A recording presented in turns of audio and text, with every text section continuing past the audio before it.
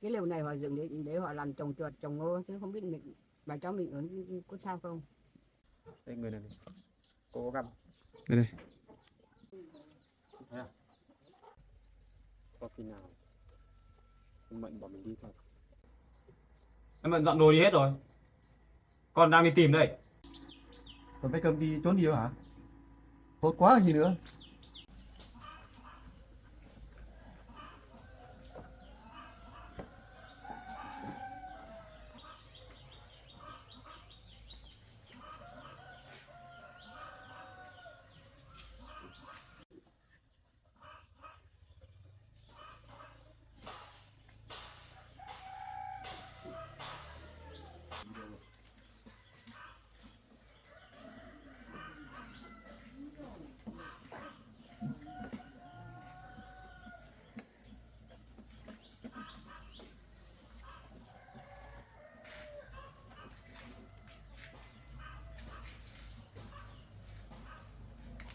Sáng rồi cháu ơi.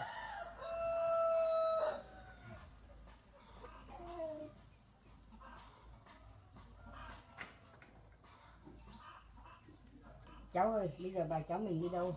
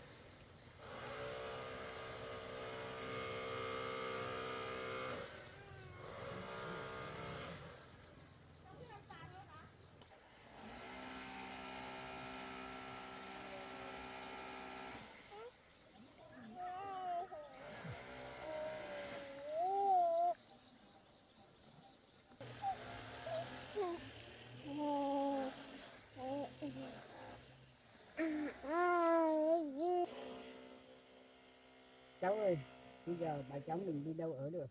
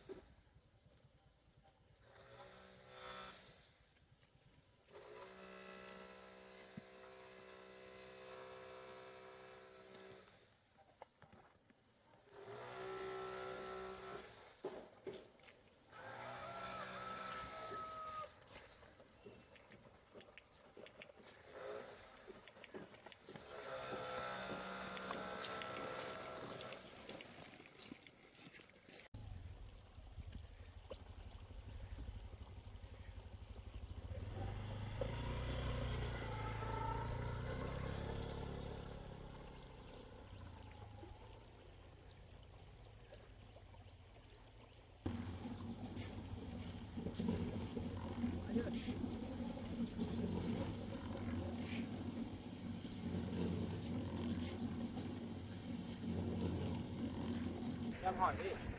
Anh có gặp số hai mẹ con mận anh qua đều không gặp thôi. Nghĩ là bỏ nhà đi đâu rồi em tìm mãi không thấy, chắc là đi loanh quanh đây rồi. Mà anh gặp thì anh báo em nhé. Bao nhiêu? Con gặp thì sao?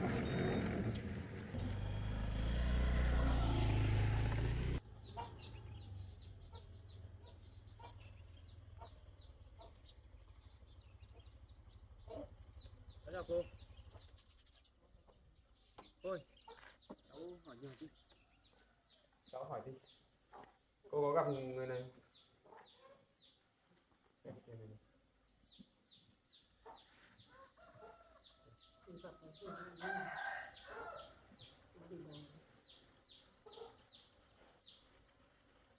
Đây, có ảnh rõ hơn.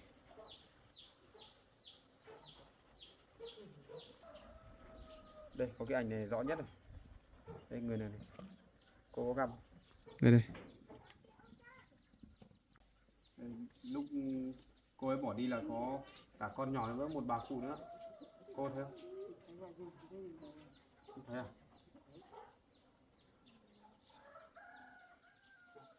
Thôi, cháu cảm ơn cô nhé. Cháu đi đi.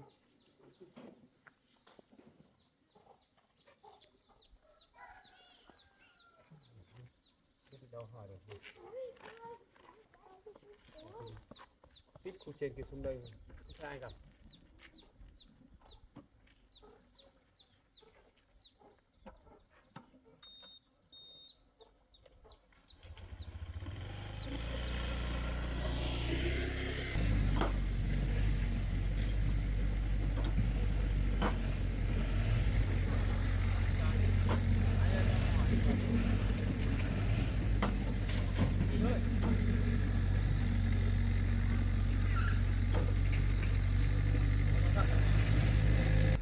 Nó gặp không? À, không gặp đâu.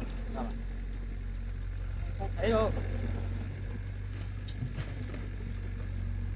Rồi em cảm ơn anh nhé.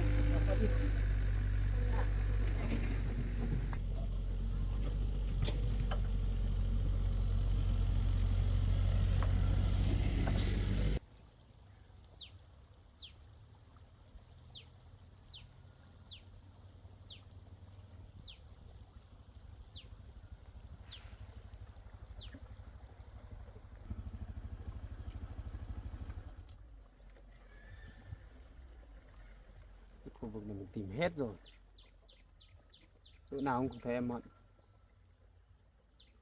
Em Mận đi đâu được nhỉ?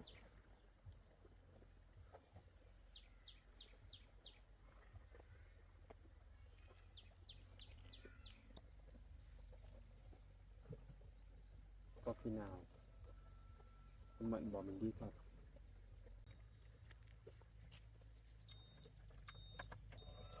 Khu vực này không thấy thì chắc phải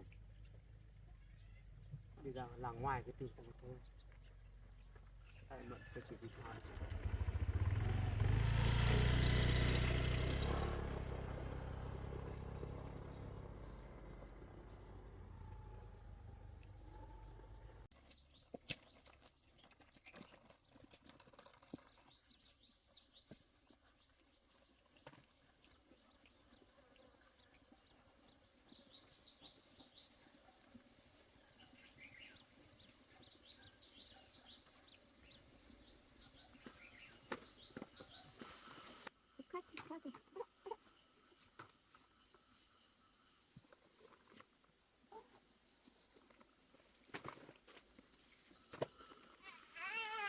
Đến nhà rồi, không khóc nữa. Cháu ơi, cái lần này của ai? Không biết bà cháu mình vào ở tạm đi, bà mệt lắm rồi.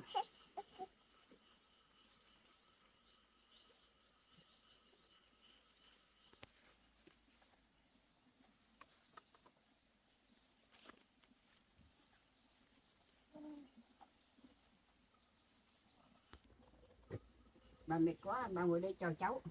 Cháu vào xem.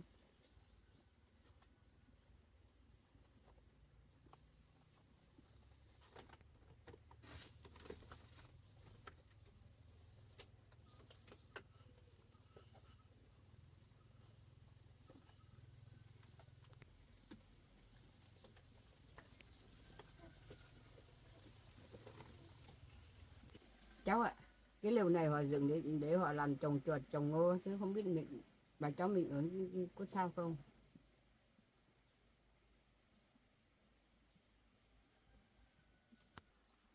Bà cháu mình đi xa thế này chắc cháu bà không tìm thấy bà cháu mình nha. Mong cho cháu bảo quay về với gia đình của cháu, không làm phiền bà cháu mình đi xa thế này. Cháu bảo không tìm thấy thì cháu bảo không không còn tình cảm gì với bà cháu mình nữa, để quay về với gia đình cháu là được rồi, bà cứ yên tâm.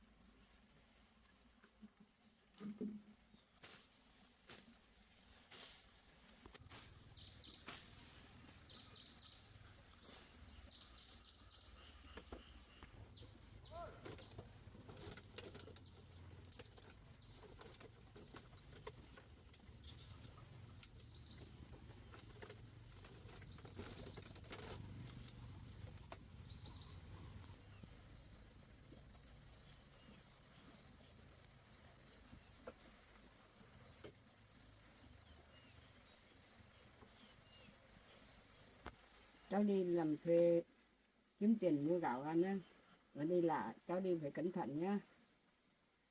Hai bà cháu ở nhà bà sợ lắm.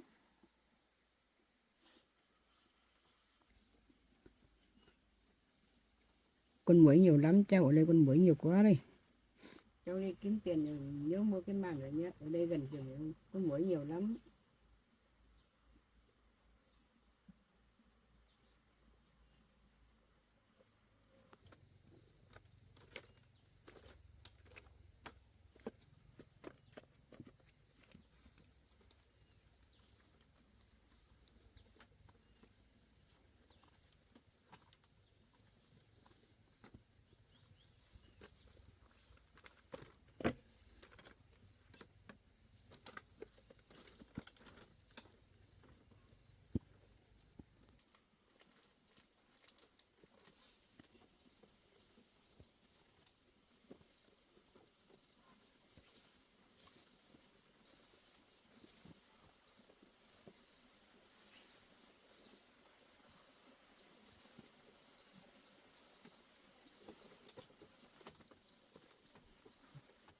Cháu đi làm với cẩn thận nhé.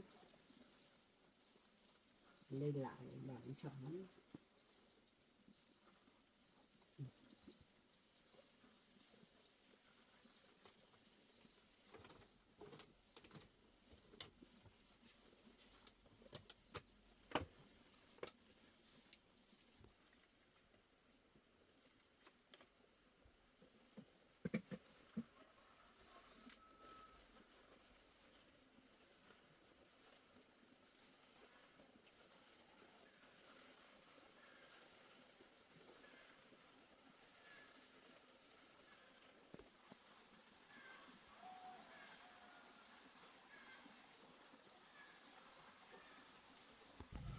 Cháu ạ, bây giờ làm cháu mình bỏ đi như thế này, cháu bảo lo lắng lắm.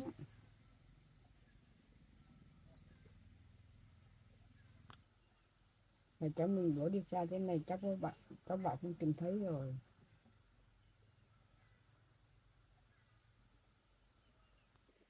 Ở đây lạ nữa, cái lần này không biết có ai, người ta lên ta đuổi bà sợ lắm. Và cháu mình không biết ở đâu nữa.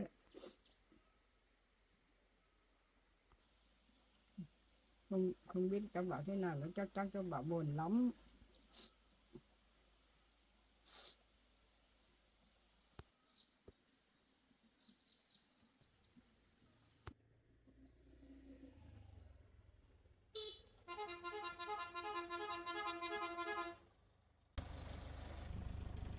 Con đi đâu ấy? Con đi ra ngoài có chút việc. Bố lên làm gì? Bố đi con một chút việc. Lại có chuyện gì nữa?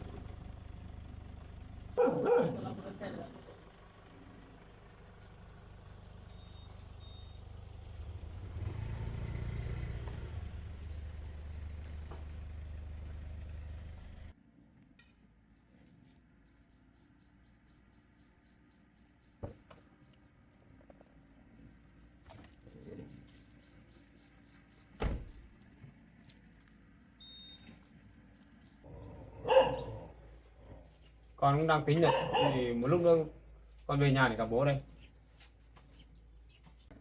Bố có chuyện gì muốn hỏi con, bố hỏi luôn đi, con đang vội. Con vội gì? Để bố nói chuyện đã. Bố tìm được con cái bé kia rồi. Còn con bé Câm này con bỏ đi. Bố lại đi tìm người để giới thiệu cho con. Trời ơi, bố vẫn còn có hứng để đi tìm người để cho con à? Bố có biết là bố làm thế là bây giờ em Mận bỏ đi rồi không? Em Mận dọn đồ đi hết rồi. Con đang đi tìm đây. Giờ bố vẫn còn muốn con bỏ em Mận để đi yêu cái người bố giới thiệu đó. Bố dừng việc đấy lại đi. Còn bé Cầm đi trốn đi rồi hả? Tốt quá gì nữa. Bây giờ như thế này là bố mừng lắm nhỉ? Bố vui lắm.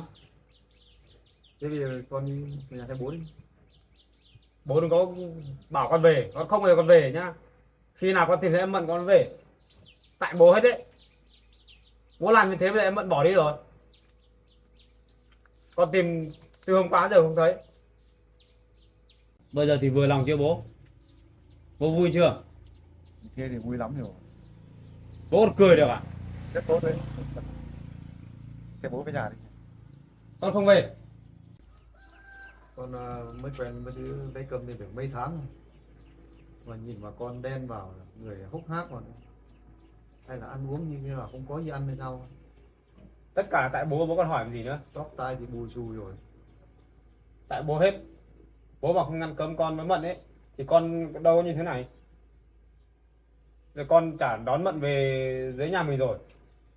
Bố cứ làm như thế rồi khổ con đấy. Bây giờ em Mận bỏ đi rồi. Con mà không tìm thấy em Mận á, bố đừng có bao giờ mang con về nhà, còn lâu con mới về. Và bố cũng đừng có tìm con nữa. Thôi con trai ơi, đi về theo bố. Ở đây làm cái gì? Con không về đâu. Không bao giờ con về. Bây giờ bố làm thế này chẳng biết em Mận sống như thế nào. Có cả con nhỏ nữa. Ở đây làm cái gì nữa? Nhìn thấy hốc hác vào rồi. Giờ không biết em Mận ở đâu này. Còn có cả con nhỏ nữa. Có cả bà cụ nữa. Lỡ mà em Mận gặp chuyện gì xấu thì làm nào? Bây giờ còn cô ấy còn không nói chuyện được nữa. Khó giao tiếp với mọi người. Rốt rồi thì thôi đi con ạ. Nói chuyện với bố không? Đi theo bố về nhà đi. Con thấy khó chịu lắm. Nói chuyện với bố chỉ mỗi việc là đòi con về thôi. Con bố không nghĩ được chuyện khác nữa à? Sao cứ làm khó con đấy? Con không về đâu. Nếu mà bố lên đây chỉ vì mỗi chuyện này thì bố đi về đi. Con còn đi tìm em Mận nữa. Bố đi về đi. Con ơi. Con về con đi rồi thôi, con tìm làm gì nữa? Bố có biết là em Mận rất là quan trọng đối với con không? Đi theo bố về nhà đi. Con không về Đi đâu. về nhà mình hay hơn. Từ nay con sẽ không về nhà. Con không về đâu. Tất cả là nguyên nhân là do bố hết. Từ bố mà ra. Đã đi rồi thì thôi, con tìm làm cái gì nữa? Con phải đi tìm. Bố đi về đi. Con quan tâm. Tức là Con mà không tìm thấy em Mận á, con không về con về. Con nói trước là bố thế. cuối cùng con bé Cầm này nó bỏ đi. Con trai mình cứ đi tìm. Không thấy được con ạ. Mình ấy, bây giờ cũng hài lòng. Con trai mình tìm. Đứa bé Cầm này không thấy chắc cũng về nhà. Bây giờ mình không phải lên nữa. Vui quá thật đấy.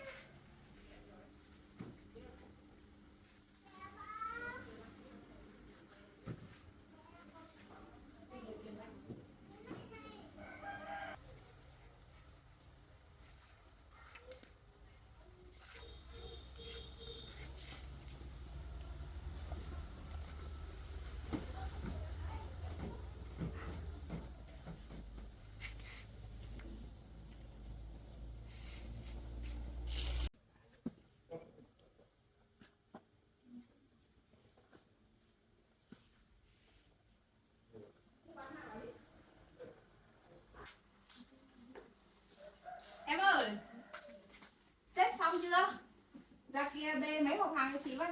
Ở ngoài kia. Bê vào trong này nhá. Bê vào để đây nhá.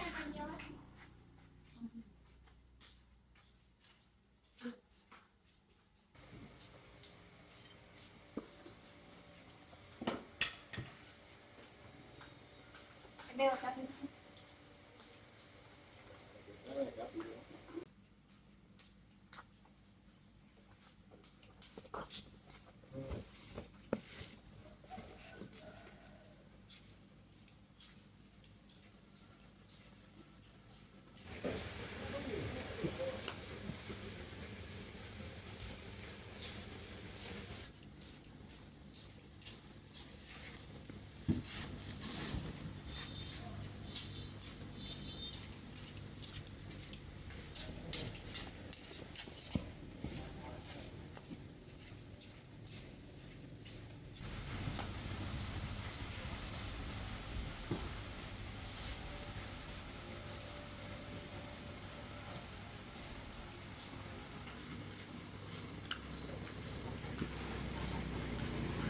Đi nhanh lên tia mẹ, ôi nặng quá đó. Nặng nặng.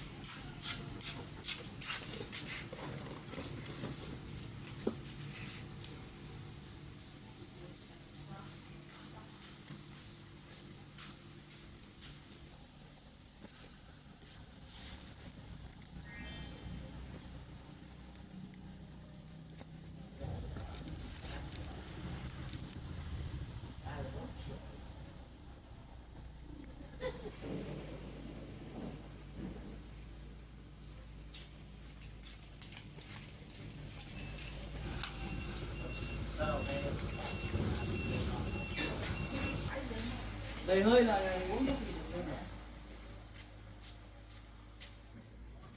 Gói này nó thành bột này đấy á. Cho mình dốc vào đó. Em bê mấy cái thùng này vào đây chị nhé. Xếp vào đây nhá.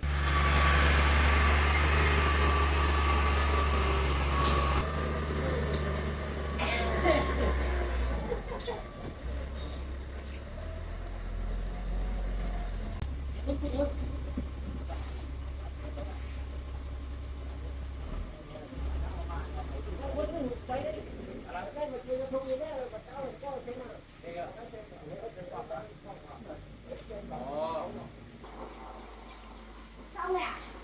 Để chị trả tiền nhá. Trả tiền công nhá. Trả tiền. Cô lấy tiền thì lấy cái gì? Lấy đồ ăn á. Thế em vào lấy đi. Em lấy mì tôm gì? Nhá. Lấy đi, bóc lấy đi. Lấy bao nhiêu gói?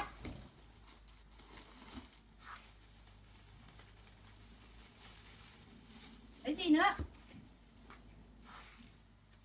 Còn lấy gì nữa không?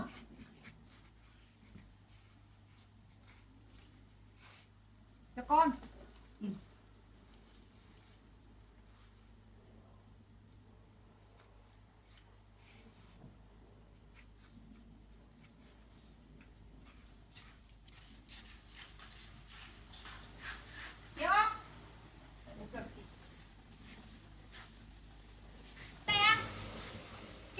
tiền em làm chỉ đủ bằng này thôi, không đủ cái này đâu. Em có tiền không? 50.000.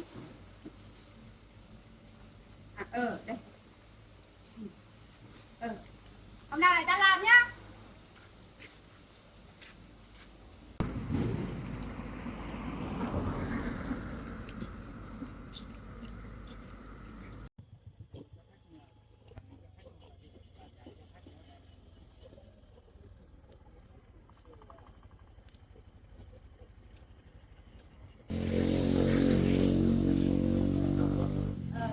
Cô cháu hỏi cháu đang tìm người. Cô có thấy người trong ảnh thì đi quen quen. Nhìn quen quen nhỉ. Vâng. Cái đứa này mấy lần trước là cũng vào đây 1-2 lần rồi đấy, có không phải đứa cầm đi bán hàng đấy à? Vâng đúng rồi chính xác. Thế á? 1-2 hôm trở lại đây cô có gặp không? 1-2 hôm đây gần đây thì cô không gặp bao giờ, nhưng mà mấy tháng trước thì thấy đi bán hàng, bán mía ấy. Vâng. Nhưng mà cấm thôi. Đúng rồi, cháu đang tìm cô ấy đấy. Gần đây không thấy đâu, không thấy về đây bao giờ, lâu lâu rồi. Bây giờ khi nào mà cô mà gặp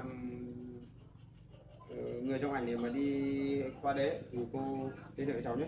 Vâng, cô thấy thì không bảo. Người nhà mình à? Bạn gái của cháu. Vâng. Có gì cô báo cháu nhé. Vâng, nếu cô thấy cô báo. Cháu ở xã bên kia đâu mà phải không? Vâng, cháu ở bên xã bên Vâng. có gì cô báo cháu nhé. Vâng. Lâu không thấy rồi đấy. Cháu cảm ơn cô nhé. Vâng. Đã đi tìm tiếp. Vâng.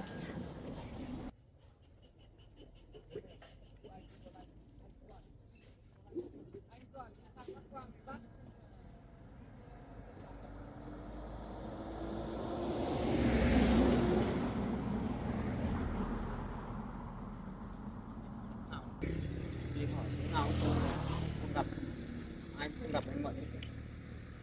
Cái chỗ mà em Mận hay đi bán hàng họ bảo không thấy, không gặp, biết tìm đâu rồi.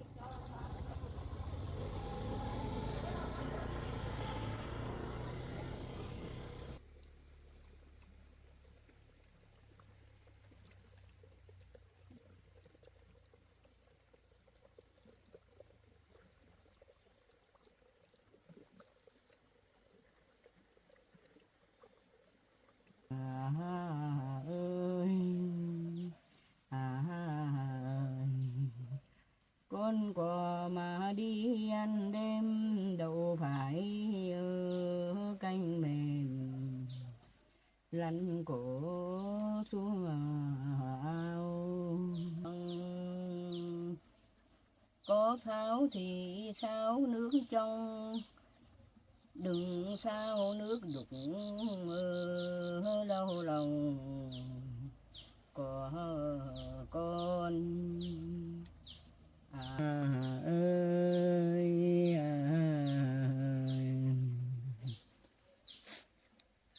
chia nhau ăn củ, mình về mình có nhớ không?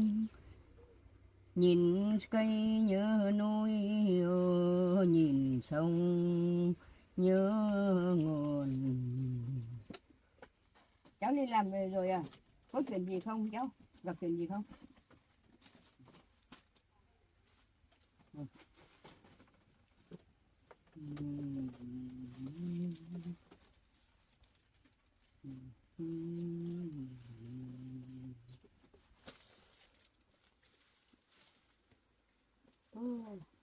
Bà cháu mình ở đây tối không có điện thoại của cháu ạ.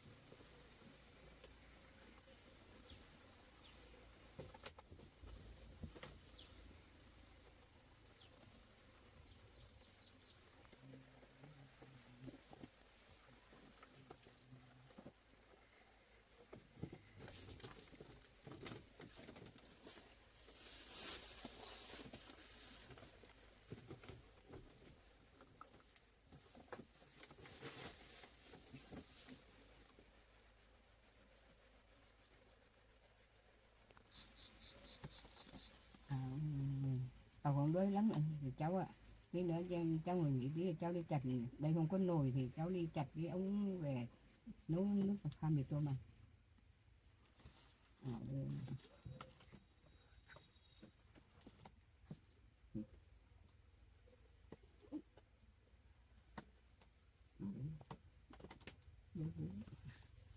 May bà cháu mình đi bằng cầm theo cái đèn thì không có tối là không có cái gì xoay.